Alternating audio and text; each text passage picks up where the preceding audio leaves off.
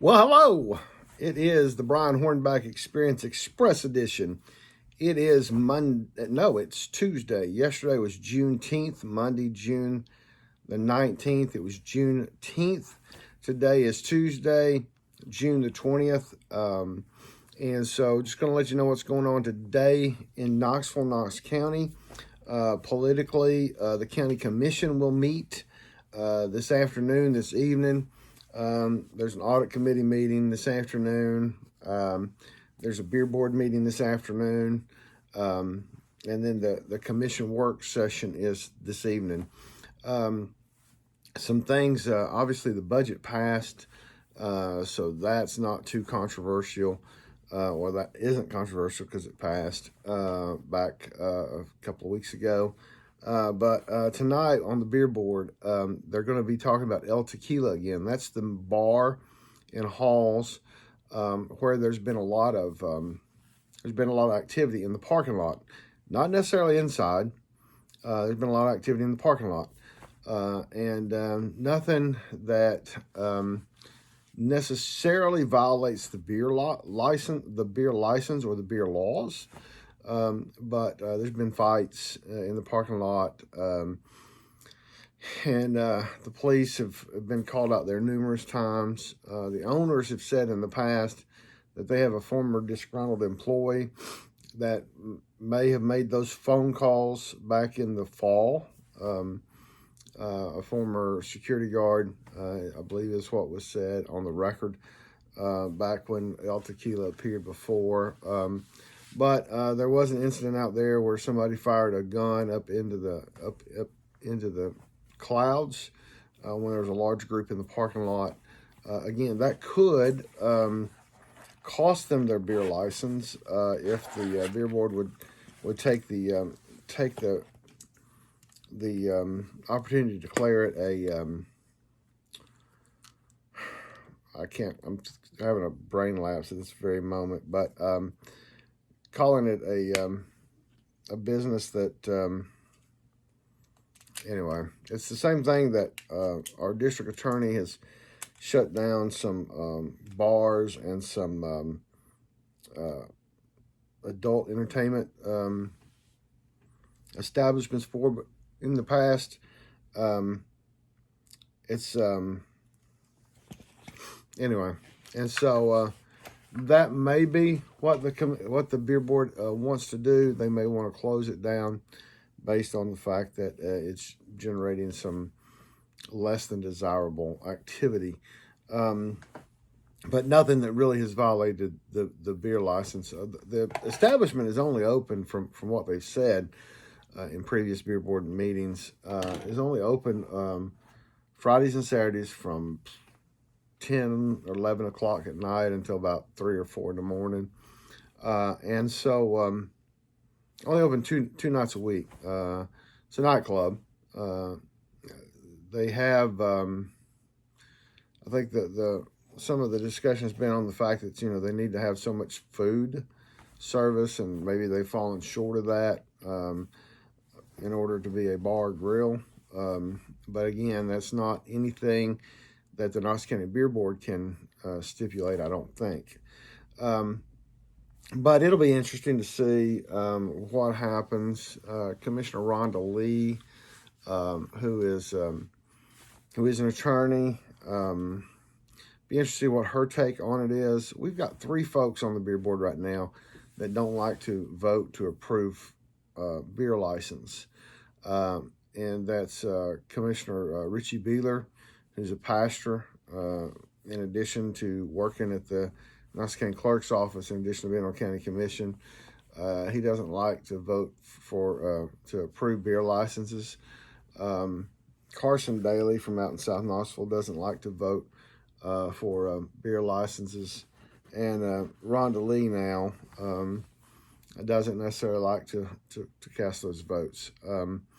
But my thing is, obviously, the activities that have happened at El Tequila, particularly in the last few months, probably warrant some activity or some concern for the beer board. My thing is that if the sheriff's department really wanted to get El Tequila, they should have sent some.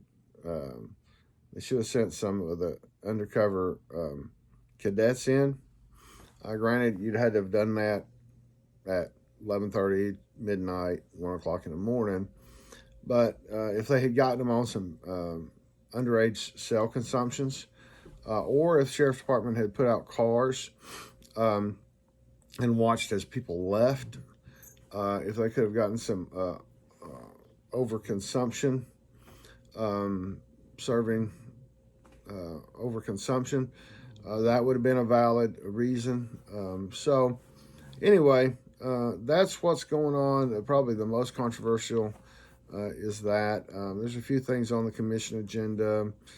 Fire and technical, CTAS is coming to give a report on fire and technical, and a few other things. But anyway, I know it's been a while since I've been on. I hope to, I'm not even going to say it anymore. I've said it so many times that it just, it's driving me crazy that I say it and then I'm not on here. But city elections are heating up.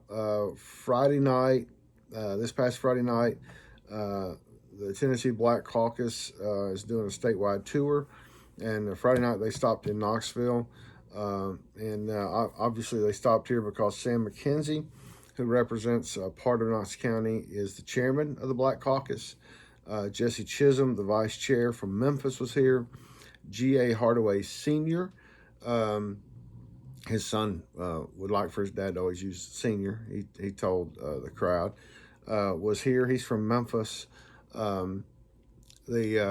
Yusef Hakeem from Chattanooga was here, and Joe Towns Jr. From Shelby County was here. So we had 5 members of the Black Caucus here.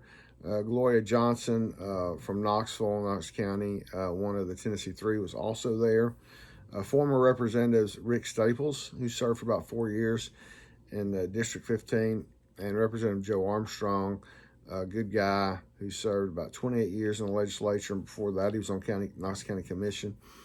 He too was there. Several other folks that had been served in office before. Bob Booker, the first African American elected from Knoxville, was there.